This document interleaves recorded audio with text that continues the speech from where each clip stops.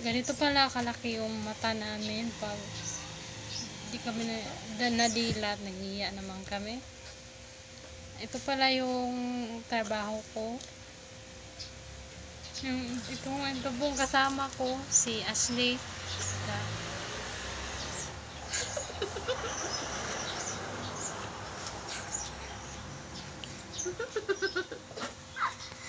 No. Nahihiya po kasi siya. Ang ganda po kasi ng mata namin. Ma-cute pa. Ayan. Ito po pala yung namin rep. Yan dyan. Rep namin yan. Itong kasama ko nahihiya to eh. Ayan. Ayan.